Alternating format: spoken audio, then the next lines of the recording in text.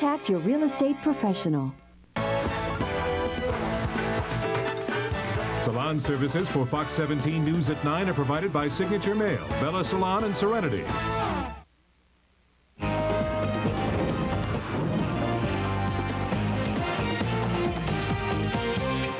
Welcome back. Both malls in Cedar Rapids were packed today, not with shoppers, but with patients. 1,000 flu shots were distributed at the first of 2 flu shot clinics at both Lyndale and Westdale malls to those classified as high risk. Clinics were held from 9 to 3, but by 11:30, they had already given out vouchers for all available shots. It was a big crowd when we first walked in at 9 o'clock. People had been waiting for a few hours, so it was a little bit testy at first until we got our number system going and such, and then we moved them through very quickly. For those who weren't able to get a shot today, there will be another clinic Wednesday from 9 to 3 at Lyndale and Westdale. Still, health officials recognize they probably won't have enough doses for everyone wanting a shot. For all the ups and downs in the world of business, here's Fox's Dagan McDowell.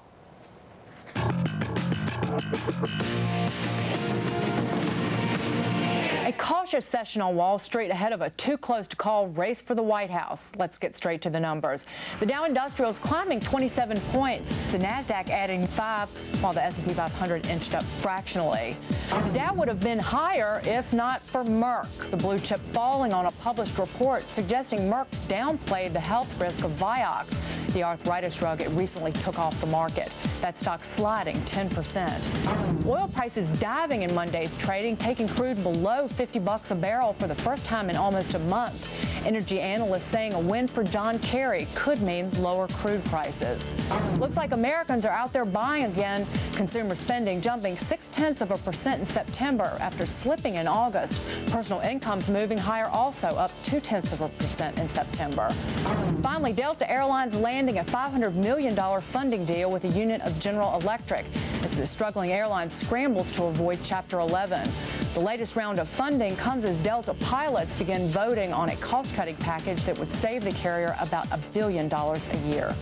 That's business. I'm Dagan McDowell. Jared Aarons up next with sports, but first, as always, your Fox stocks.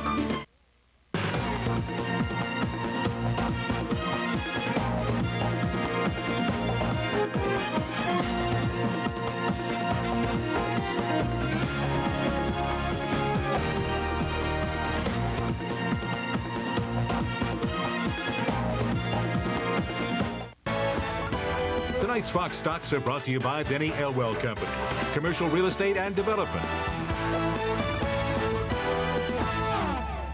You have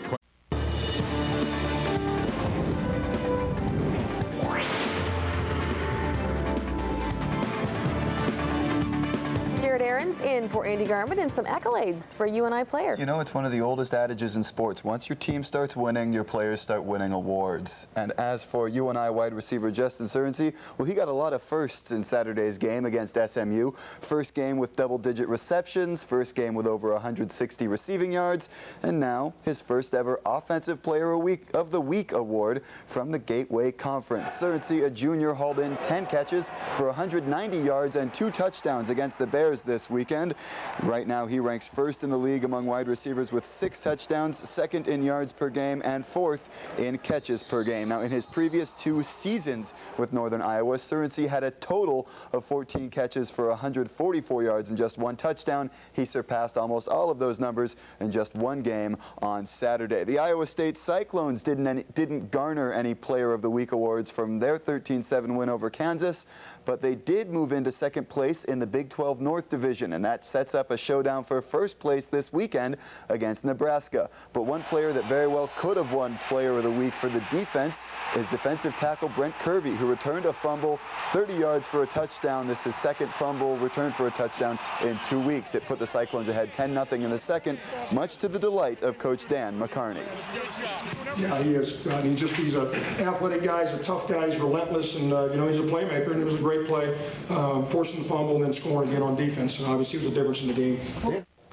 The Iowa Hawkeyes still don't know how long they'll be without fullback Aaron Mickens, who was injured on this play early in the first quarter of Saturday's game. Take a slow-mo look. He was hit helmet to helmet by Illinois' Morris Virgil. It's legal, though, and he suffered a mild concussion. Mickens was taken off the field in an ambulance as a precaution. Coach Kirk Ferentz has not set a timetable for his return, so redshirt freshman Tom Bush will be the starting fullback for next weekend's game against Purdue. The Hawkeyes aren't the only team dealing with injuries right now. Before the season has even started, the Drake basketball team has suffered its first owie. Sophomore guard Nick Grant will be out 8 to 10 weeks with a broken right foot. The injury occurred in practice when he stepped on teammate Nick Ritchie's foot.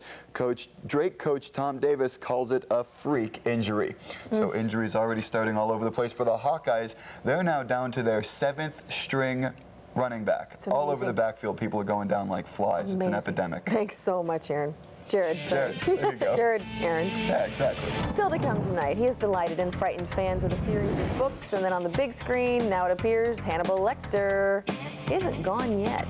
We'll explain in the Fox Light.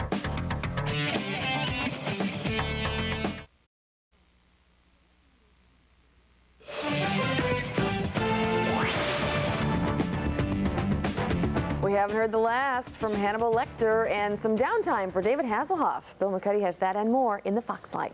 Hollywood types probably wish we were a little less up close and personal. Here's your Fox Light. No more sex on the beach for David Hasselhoff, at least not the drink called that. The Baywatch star is off to an alcohol treatment program. There's a nice one in Malibu, David. All this after pleading no contest to drunk driving. Would you pay a little over $6 million to see supermodel / Uber wave Kate Moss naked? That's what Christie's auction house says it'll cost you, and she won't even be there. A painting of a naked and pregnant Moss by one of Britain's leading artists is expected to go on the auction block. Arnold Schwarzenegger says even though he supports an amendment to the Constitution allowing foreign-born Americans to run for president, he's not interested in the job. Has he told Maria she doesn't get to be a first lady? Uh-oh. Eminem claims fame makes him feel like he's living in a cage and that he never knows whether a woman is interested in him or his success. Trust me, Marshall, it's your success. Finally, ever wondered what made Hannibal a cannibal? The answer will come when Thomas Harris's new novel about the serial killer Hannibal Lecter, Behind the Mask, is published next year. Foxlight thinks it's obviously because Sir Anthony Hopkins enjoys chewing the scenery. That's the latest action from Hollywood, and I did all my own stunts. I'm Bill McCuddy, Fox News. The Foxcast not so scary. No, it's looking much less scary over the next few days. As we get that sunshine back, it is going to be cool, but folks, it is November in Iowa. Chances for rain by Thursday, but for the most part, looks to be a nice week. And the most important thing is that we have a nice day for Election Day, so we don't have no excuses to get out to the polls. The weather's going to cooperate. Absolutely. If you haven't voted already, which just thousands of Iowans have really taken advantage of that absentee voting, but if you haven't done it yet, make sure you get out there. I'll be out there. It's going to be a good one, folks, and we'll be there watching all the action from strategic points in and around the area, so tune us on as well. Sure. We're out of time. Thanks for joining us, and we'll see you right back here tomorrow night for your news 1 hour earlier, Fox News at 9.